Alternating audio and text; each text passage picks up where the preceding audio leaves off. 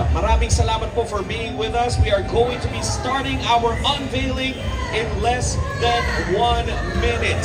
2024 for the unveiling of the SYM and Benda bikes. Please welcome your host, Mike Acuña. Hello everybody. Hello. Teka, masyado tahimik. Okay. Ganito gawin natin.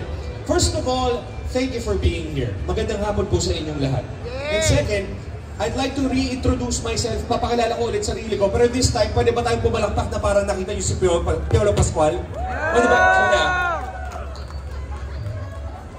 Ladies and gentlemen, please welcome your host, Mike Acuña. Hello, everybody!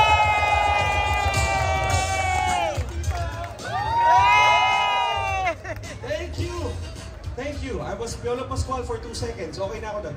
Ladies and gentlemen, magandang hapon po muli. Welcome to the Makina Moto Show 2024.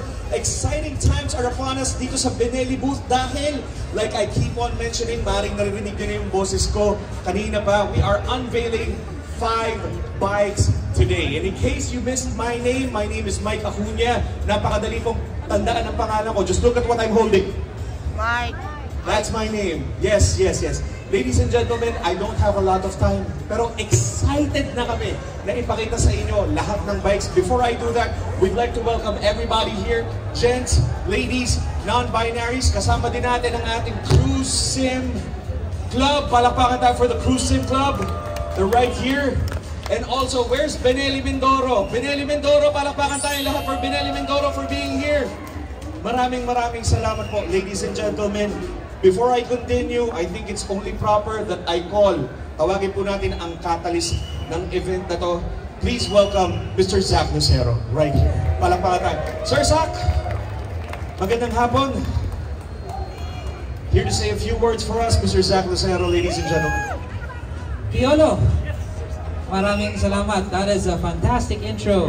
Thank you so much sa lahat ng mga bisita natin. Friends in the media, welcome to the Makina Moto Show Day 2. Of course, we are very excited. 5 bikes. We're looking at 5 bikes. And again, to our principals over here, maraming salamat. And of course, welcome. On that note, I will get out of your way. Para lumit ka na konti, Piolo. And I'll turn the mic back to you. Thank you so much, everybody. Isang malupit na palakpakan naman for Sir Zach. Come on, guys. Yes. All right, ladies and gentlemen, this is the exclusive first look. Hindi lang isa, kundi 5 bikes. Magsisimula po tayo dito sa unang unit natin, ladies and gentlemen. Ito po ang aking personal favorite. Pero hindi tayo magsisimula dahil personal favorite ko siya. Pero mga kaibigan, pag nakita nyo ito, matutunaw ang mukha nyo sa ganda. Okay.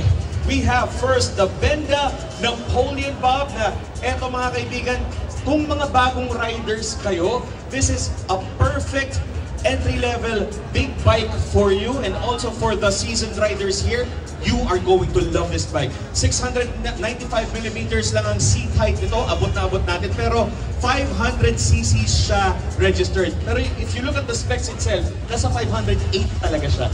Yun. We have a 450cc version to be unveiled today, and we have this has a 6-speed V-twin cylinder, liquid cooled, dual overhead camshaft na siya mga kaibigan, and tri-weight. So I hope you're excited to see what it actually looks like. Bibilangan natin to. Sana bumilang din kayo, okay? Let's count all the way from 3, okay?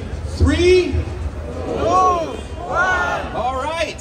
Here it is, ladies and gentlemen. Look at that bike. Just beautiful, isn't it?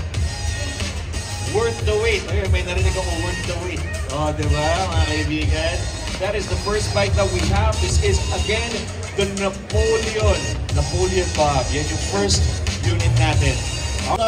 450. Some of them call it chinchilla. Okay lang din yon. Either way, kahit ano man ang tawag nyo sa kanya, maganda pa rin siya. 450cc with 6-speed V-twin cylinder. Ito naman, nasa 212 kilograms, and also single overhead camshaft na siya, which is powerful, very powerful. Liquid cooled na rin siya. Alright, let's go ahead and unveil this next bike.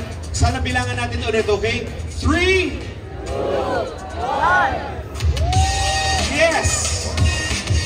Look at that bike.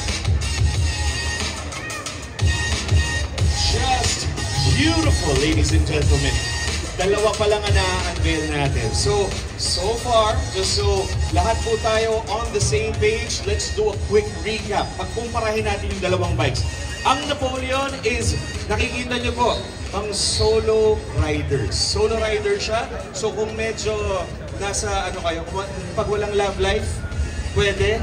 Pero kung ayaw nyo lang di isama nyo, okay lang din. Kung medyo maluwag siya sa inyo, okay lang yan. We also have a very relaxed riding position. Is everyone allowed to mount this later? Just so they can see, okay lang ba? Are we allowed? Okay, yes. Mamaya po, you can mount this this bad boy right here. And also, eto mga kaibigan, since wala siyang angkasan, pwede pang hiraman.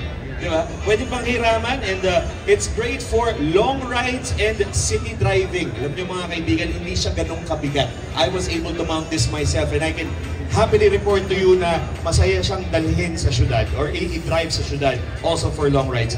22 kilometers to a liter siya for maximum efficient, tama ba? Maximum efficiency riding. Ibig sabihin po, high gear, low speed. Yan, mga kaibigan. Kung hindi kayo hahataw, nasa 30 yan. Okay? Pero kung gusto nyo humata ng konti, naglalaro siya sa 21-22 kilometers per liter. Now, the chinchilla or the chinchilla naman, ladies and gentlemen, ito pwedeng solo, pwedeng pang tandem. Dito sa Pilipinas, iba na ibig sabihin ng tandem riding, di ba? Pero pwede po tayong mag-angkas dito sa ating chinchilla. Kita nyo naman ang ganda ng kurba mula sa makina hanggang doon sa pinakalikod na upuan, ladies and gentlemen. It's also relaxed riding, pero this has more torque, I believe, because ang Napoleon pump po natin nasa 42 Newton meters. Okay? Tama ba? Tama ba units ko? ECC bike, mga kaibigan. This is air-cooled. May front brake siya, disc front brake, and ang rear brake niya is disc and ABS naman. Ang dry weight niya is 123 kilograms. Perfect for anyone who wants to do city driving or riding. Okay, let's unveil the Tuscany 150 in 3, 2, 1. Yes! Look at that. Black glossy finish with a white trim para sa upuan. Everything is just perfect with the Tuscany 150. Alright. And ladies and gentlemen, not the least is the highlight of this unveiling.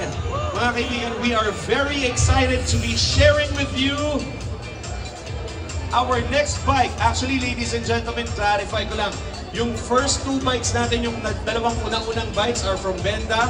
Yung sumunod po, yung Tuscany at saka Husky from SYM. Ito rin pong last bike na i-unveil natin mga kaibigan, also from SYM. Okay, so this is the Maxim 508cc, ladies and gentlemen. Inline twin cylinder, DOHC scooter na siya mga kaibigan, liquid cooled, disc and ABS front and rear brake, and ang dry weight naman niya is 141 kilograms. Is everybody ready? Okay, thank you. All right, let's unveil our scooter in 3, 2, 1. Yeah! The Maxim PL, ladies and gentlemen.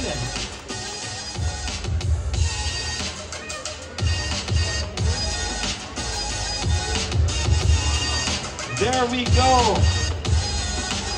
Napakaganda, ladies and gentlemen. The Maxi Scoot, the next Maxi Scoot that you would like in your garage. Napakagandang addition yan sa inyong garahe, ladies and gentlemen. Among the other 4 bikes. Ayan, mga kaibigan. Alright.